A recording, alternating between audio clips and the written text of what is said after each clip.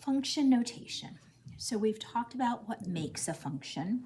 We've looked at whether or not it is a linear function, and now we are going to look at how to write something that is a function. Okay?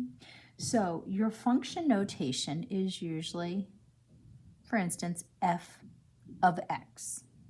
Okay, so this says f of x. And all this really means is just your y. It's just your output. Okay, so back in the day when you had y equals 3x plus 5, now we could write f of x equals 3x plus 5. That's all our function notation says. Now, with this function notation, though, sometimes you're going to solve. So for instance, if I want f of 2, that tells me where my x was. I'm going to plug in a 2. Okay, so my x is now a 2, and I still have plus 5. Okay, 3 times 2 is 6. 6 plus 5 is 11. So f of 2 gives me 11.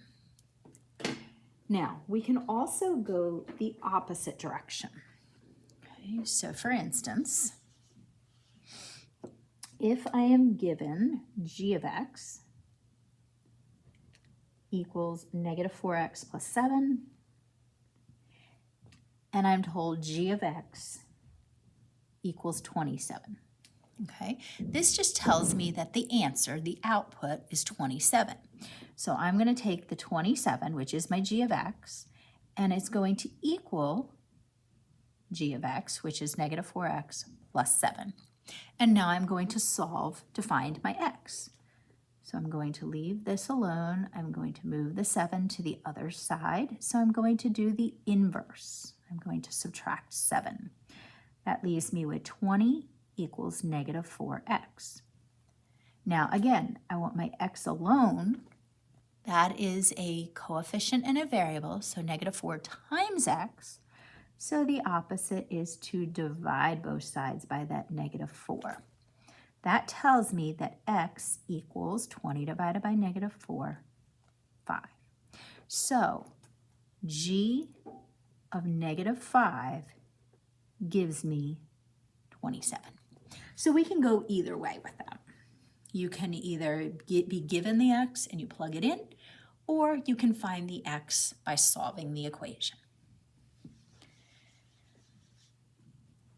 We also are going to look at graphing. So let's go back to our g of x equals negative 4x plus 7. Okay, we're going to graph. I'm just going to sketch a graph. It doesn't have to be nice and neat, okay?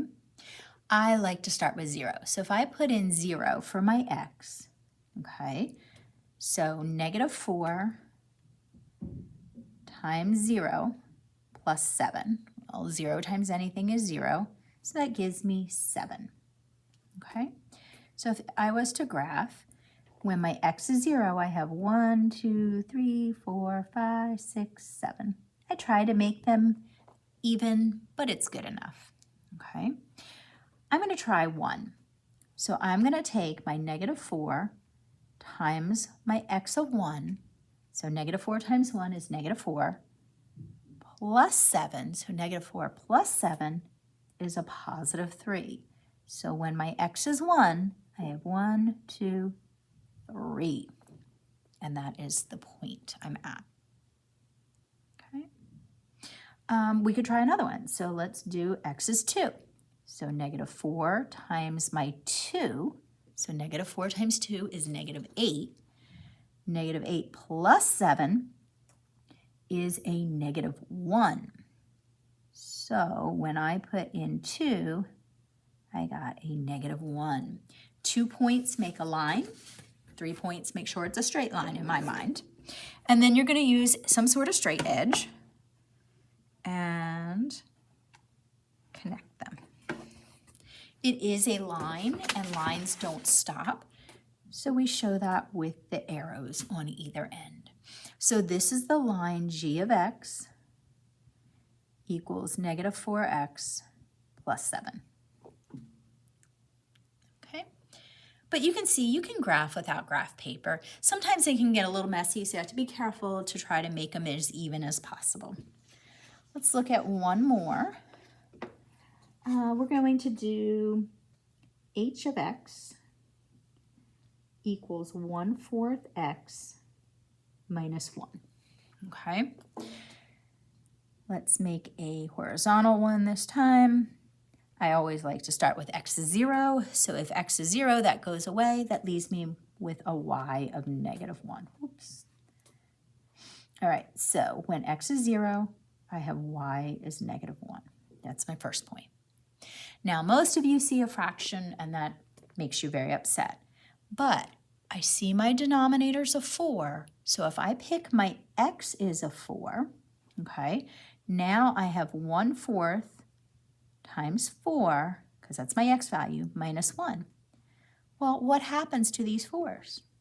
Right, they're going to cancel each other out, so we're left with 1 minus 1, which is 0. So when x is 4, 1, 2, 3, 4, I get y is 0.